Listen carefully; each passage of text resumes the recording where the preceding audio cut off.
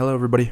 Welcome back. My name is Marsh, and today we are going to be reviewing The Master and Margarita by Mikhail Bulgakov. I am sorry if I mispronounce that. I honestly don't know how to pronounce it, and I apologize if I offended anyone by saying that incorrectly, but it's going to happen a lot in this review, and I'm going to say a lot of things wrong. So just buckle in, and we'll go ahead and get started. So, The Master and Margarita. What is this story about? Explaining what this is about is kind of difficult because it has a lot of different things connecting it. There's a few major plot lines to go through. One would be the devil himself going to Soviet Russia in the 1930s, visiting Moscow. The second plot line is how that affects everyone and how it affects all the citizens with what him and his crew do, and also how it connects with a separate plotline, which is the plotline of Pontius Pilate. I apologize if I pronounced that wrong, but according to the book, he's the man who sentenced Jesus to be crucified. I haven't read the Bible, so I apologize if I get any of that information incorrectly. I'm not an expert when it comes to that, but from what I pick up from the novel here, that is what I got. And then the next plot line is the plot line, which is a love story between the Master and the Margarita, which I believe is the most important plot line of all of this. And honestly, the story is just about how all of that coincides and connects. And it's quite an interesting read, to say the least. So let's start with a few gripes I had just to get those out of the way. My first major gripe is just in regards to Russian novels in general. This is the first Russian novel I've read, so I wasn't used to the naming and how that would go. For example, they have like 3 different names for each character. I did not know that was going to happen.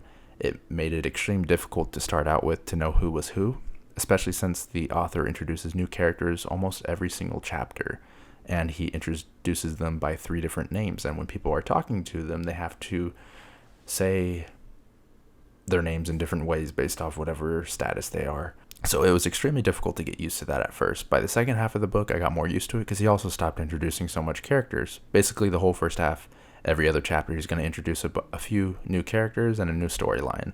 And then he alternates by going in between each chapter with a storyline he already introduced, or the main storyline with Ivan, homeless, and Berlioz, who also connects throughout it. And that made it extremely difficult to get through the book at first. The second half of the book, it really picked up though, because it focused more on Master and Margarita, and mostly Margarita's point of view and their story, which was nice because since it was going from one point of view for the most part, I was able to actually understand it all. I didn't have to worry about who am I looking at now, who's talking now, that kind of thing. And so with this book and all these new characters and different names, how does it tackle it and how does it read?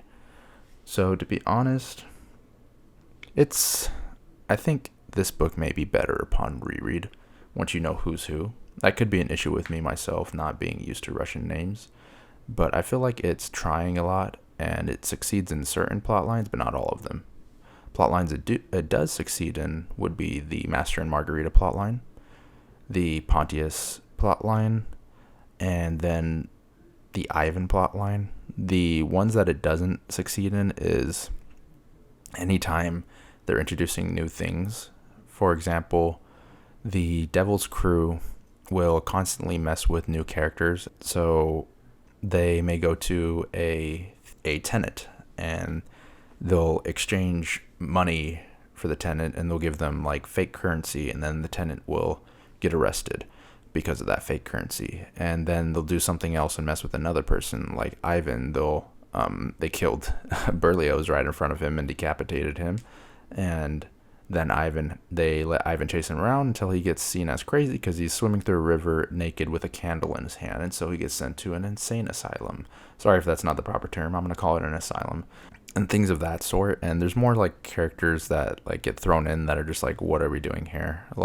They go to I think it was a publisher thing at one point, and then everyone just starts singing magically, and they can't stop singing, it's Glee or something. I don't know. It's what's happening? I feel like it could have used a lot of editing in terms of cutting out the fat, but it's hard to blame them for that necessarily because this book wasn't exactly published immediately. For example, this book took like over 20 years to write, and it wasn't published until after the author died from his wife, who like collected it. And part of that was because in Soviet Russia at the time, they had strict laws on what you could actually say about Russia and what you could write about. So a lot of the writers at the time had to go through the government, and they would have to get licensed to write. And Bulgakov was one of those writers, and Stalin even knew about this book at one point, and they didn't let him publish it, which honestly caused a lot of issues for the author and made him very depressed and things like that. And I feel like he portrays himself through the character, the Master, in this novel. The Master is also a writer. He's actually writing a plotline about Pontius Pilate, who is mentioned throughout through certain chapters. They'll go through flashbacks and go through his perspective at the time of Jesus Christ when he was being crucified and things like that. And they'll talk about it. And the Master himself is writing a novel about that. And the Master has issues getting his novel published as well. He takes it to a publisher, he gets denied, and then he wants to burn the manuscript. And so I feel like he put himself into that character a lot. And that's honestly one of the better plot lines is through that character, because it sort of connects everything. So for example, Margarita is the love interest of the Master. We are introduced to their story initially when Ivan is sent into the insane asylum, and one night a mysterious figure opens his window and sits in the windowsill and starts telling him a story. This is the Master, who's also in the asylum. He tells him the love story, how he got there, and about Margarita and how were introduced to each other. Margarita was about to commit suicide one day, and the Master saw her, not trying to commit suicide, but just sitting on a bench all lonely, and said hi, and they got to know each other, and they fell in love, and that actually saved her from committing suicide at the time, because she fell in love with the Master, because she was unhappy with her current living situation, which is actually with Ivan, who he's explaining it to. It's kind of funny how it intertwines, but she's basically living as a rich housewife, and she doesn't feel loved, and she hates it, and the Master saves her from that, essentially. And the story is about how their love story coincides and connects with the devil, with Pontius's arc, the manuscript, and also with Ivan, who is going through the story about Berlioz, his friend, being murdered in the beginning of the book, and how the crew of the devil affects everything. It's really weird how it ties it all in. Honestly, I'm not going to be able to cover it all because it's just so off the wall and crazy. Like, so much is thrown at the wall, and it's just like, let's throw everything here and see what happens. It's like just rapid fire too. It makes it kind of difficult to keep track of it, which is why the second half of the book is better, because it's focused more on one story, which is about Margarita going to a ball. Whose ball? The devil's ball. And by ball, I mean like Cinderella dancing kind of thing, like ball, like regal, all of that. So it's basically, she is looking for Ivan, who's in the asylum, but she doesn't know about that because they were supposed to meet, but he disappears one day. And so she meets up with one of the devil's associates, and he tells her, oh, I know where Ivan is. And she doesn't believe him, of course. And then he reads part of his manuscript about Pontius, and she's like, oh, wow, maybe I should believe this dude. And he gives her some cream, and he's like, just put this cream on. You're going to get a call. After you get the call, everything will be explained, and you'll meet with my boss. And so she's like, okay, I'll go ahead and do all that. Let's see what happens. She puts the cream on. She doesn't feel depressed anymore when she puts it on, and she becomes a witch, essentially. She starts riding around on a broom, flying through and causing havoc in Moscow.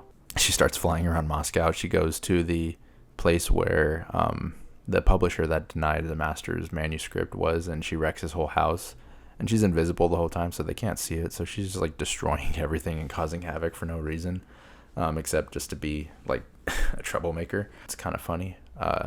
And then eventually she goes and she finds, how do I put it? She like goes to like a pond, and then she finds like some mystical creatures, and then they take her to the devil's apartment, which is Berlioz's apartment, the guy who they murdered in the beginning. And when they go into it, the devil's there. He explains himself. He says, oh, I hold a ball every year in different locations, and every year it has to be with someone named Margarita. I went through 150 different applicants in Russia named Margarita, and you are the only one who fits my status and what I need. And so she's like, okay, I can help you out, but like, what's in it for me? And he's like, I'll compensate you heavily and I'll help you out. And she's like, okay, fine. And so they go through the ball. She has to like speak with a bunch of dead people basically who try to repent, or not trying to repent, but they are all tortured in some way because they can't repent. She connects with one of them, which is like a lady who drowned her kid with a handkerchief, and so she keeps asking for a handkerchief, and she's like feels bad and gets the handkerchief for her eventually. And then she lets her repent, but basically the devil at the end of the ball, after she does like everything for him and hangs out with him and is all regal and acts as his date, he's like, okay, what do you want from me? And she says, I don't want anything. I just want this lady to repent. Or I just want her to be forgiven. I want her to have the handkerchief so she can be forgiven. I feel bad for her. And so he's like, oh, well, you can do that yourself. And so the lady gets brought in and they have her repent. And then the devil says, you didn't ask for anything for yourself. I owe you something for yourself. What do you want? And then she says she just wants things to go back to how they were with the master.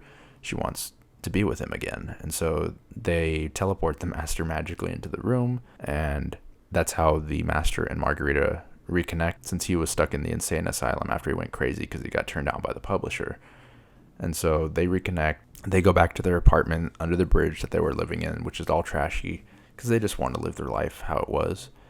And then basically the devil and their crew destroy all evidence to act like they weren't there in Russia. So they burn down an apartment. They kill a few people. They make everyone seem like they're crazy, and they like destroy their trail essentially. And then they go back to the apartment with the master and Margarita. They give them poison, they kill them, and then they bring them back to life in the afterlife to be like servants for the devil. And the devil takes them as servants to see Pontius, because the master has a connection through Pontius with the manuscript that he was writing. And so he explains the story of Pontius, what happened to him, and how he was so struck with grief after he had Jesus crucified that he's living with the sin of cowardice. And he essentially helps him repent. And the master and Margarita live their life out helping Pontius repent and live through the afterlife. It gets a little confusing, so I'm not going to try to like explain it thoroughly. But that's sort of what happens. And then the devil goes away from Russia, and then the epilogue, they just describe all the plot lines and tie it all together. What happened to everyone. For example, there's people who were arrested because of the devil, because he gave them like counterfeit bills and currency.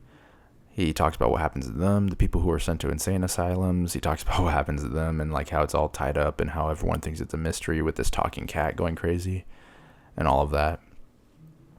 And it ties up decently well with the epilogue, but not amazing.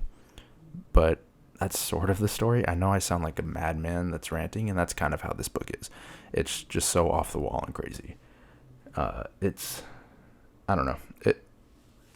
I say the second half's enjoyable. The first half I did not enjoy that much because of the differing names, the different storylines that I felt were just like useless. They could have cut out at least like 100 pages of this book, and it would have been fine.